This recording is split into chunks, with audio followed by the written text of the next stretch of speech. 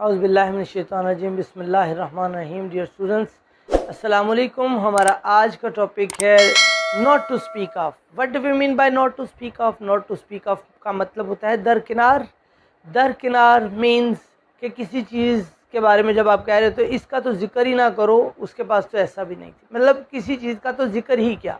ठीक है, यानी जब आप कंपैरेटिवली बात कर रहे होते हो किसी शख्स की किसी चीज़ से मुताल्लिक, तो ऐसी सूरत में हम इंग्लिश में यूज़ करते हैं नॉट टू स्पीक ऑफ। ठीक है, मिसाल के तौर पर आप कहते हो जी खाना तो दरकिनार उसने तो हमें पानी भी ना पूछा, चाय तो दरकिनार उसने पानी भी ना पूछा, या कोई खिदमत करना तो दरकिनार उसने तो हमें सीधे मुँह से बात भी नहीं की।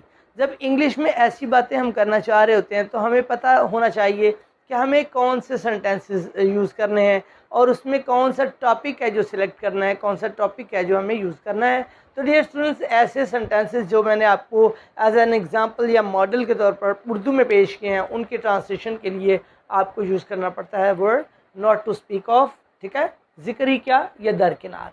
अब इनके के लिए हमें एग्जांपल चाहिए, सेंटेंसेस होंगे तो आपको ज़्यादा मज़ा भी आएगा और सेंटेंसेस को समझना भी अच्छा और आसान भी लगेगा आज के टॉपिक में। मिसाल के तौर पर आप कहते हो कुर्सी तो दरकिनार, वहाँ तो दरी भी ना थी। आप किसी जगह गए हो, किसी के यहाँ गए हो और आपने बिल्कुल अपने आप को अनकंफर्टेबल देखा है, पाया है। आपने देखा कि आप अनकंफर्टेबल रहे हो किसी महफिल में, किसी मजलिस में या किसी फंक्शन में आप गए हो और वो इतना मतलब थर्ड क्लास किस्म का फंक्शन था कि आपको हरगिज़ पसंद नहीं आया। तो आप ऐसे सेंटेंस क्या बोलोगे कि कुर्सी तो दरकिनार, वहाँ तो दरी भी ना थी।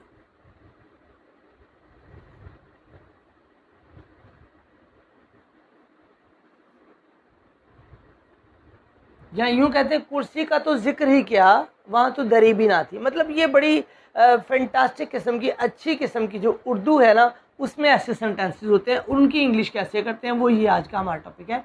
कुर्सी तो दरकिनार, वहाँ तो दरी भी ना थी।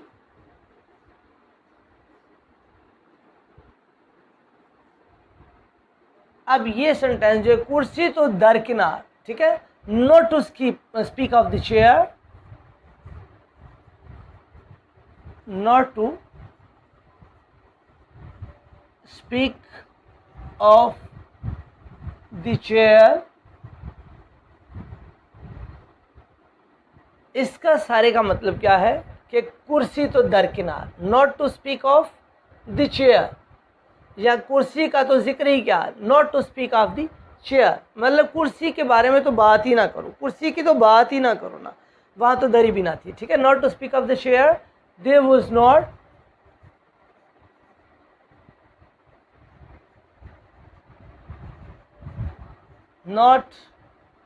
अ रग, रग मीन दरी, there was not a rug even, हत्ता के वहाँ पर जब हम स्ट्रेस कर रहे हैं, फोकस कर रहे हैं इस पे जब, तो फिर इवन का यूज़ करते हैं जब हम जुमले पे जोर दे रहे होते हैं, स्ट्रेस कर रहे होते हैं। Not to speak of the chair, there was not a rug even, हत्ता के वहाँ तो दरी भी ना थी। ठीक है, इसी तरह आप कहते हैं चाय तो दरकिनार। आप कहीं गए हो अपने दोस्त के यहाँ, उसने सीधे मुँह बात नहीं की, आप एक्सपेक्ट कर रहे थे कि वो चाय आपको सर्व करेगा, वो आगे से क्या है कि जी आपको पानी तक नहीं पूछता। तो ऐसे जुमले को आप इंग्लिश में क्या कहेंगे? आप कहते हैं चाय तो दरकिनार, उसने पानी तक ना पूछा।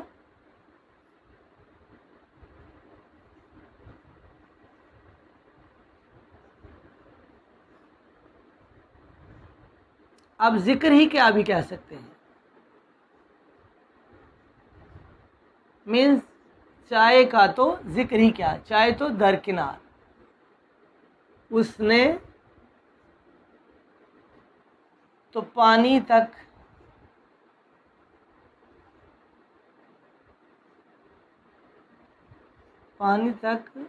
न पूछा, यानी उसने हमें पानी तक नहीं पूछा। ठीक है, तो दरकिनार, चाय तो दरकिनार, not to speak of the tea, not to speak of the tea,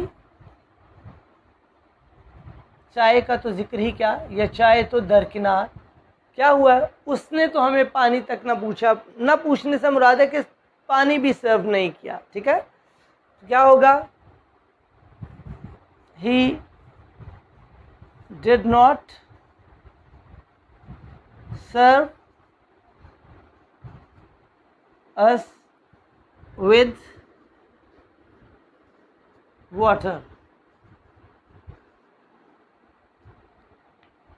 not to speak of the tea, he did not serve us with water. उसने हमें पानी से भी खातिर मदारत ना की, पानी से भी तवाज़ो हमारी ना की, उसने हमें पानी तक भी ना पूछा। ये आप इसको कोई से भी उर्दू के मानी दे सकते हैं, ठीक है।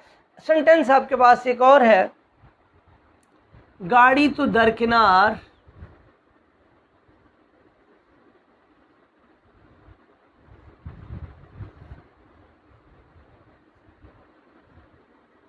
उसके पास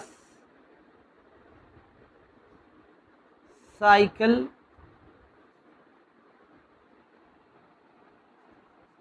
भी नहीं। आप किसी बंदे की बात कर रहे हो और पूछ रहे हो कि उसके पास गाड़ी है, तो दूसरा बंदा कहता है यार गाड़ी तो गाड़ी, उसके पास तो साइकिल भी नहीं है, ठीक है। तो ये ऐसे का ट्रांसलेशन आप क्या करेंगे, not to speak of the car, not to speak of a car, उसके पास साइकिल नहीं। ही डज नॉट, यानी वो साइकिल भी नहीं रखता, उसके पास साइकिल भी नहीं। ही डज नॉट हैव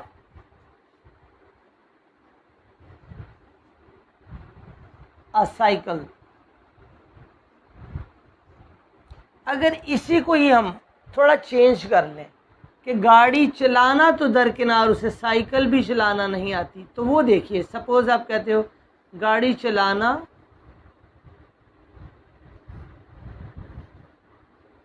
तो दरकिनार उसे तो साइकिल चलाना भी नहीं आती। मीन्स वो साइकिल चलाना भी नहीं जानता। आप सेंटेंस को यूँ भी लिख सकते हैं कि गाड़ी चलाना तो दरकिनार, वो तो साइकिल चलाना भी नहीं जानता। आप इसको यूँ भी अगर लिखते हो तो आप क्या कहेंगे, अब यहाँ पर देखिएगा, नॉट टू स्पीक ऑफ गाड़ी चलाना, ये वर्ब आ गया। ड्राइविंग ए कार आप करें, not to speak of driving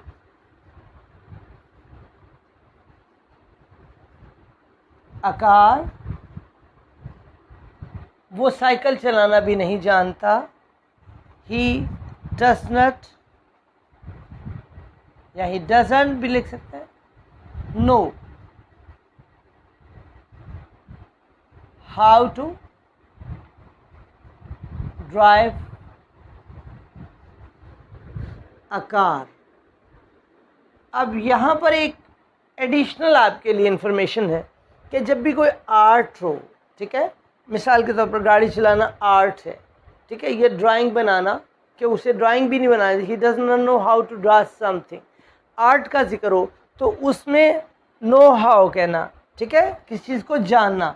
he does not no, वो नहीं जानता, how to drive a car, कि एक गाड़ी कैसे चलाई जाती है। यानी इसका मतलब ये होगा कि उसको गाड़ी चलाना नहीं आती, ठीक है। जब भी कोई आर्ट होगा उसमें नो हाउ का यूज़ होगा, नो हाउ, ठीक है, और उसके बाद वो आर्ट लिख देते हैं।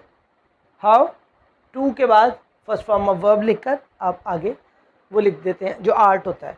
तो डियर स्टूडेंट्स, ये वो इंटरेस्टिंग टॉपिक था जो मैंने आज के लिए सिलेक्ट किया।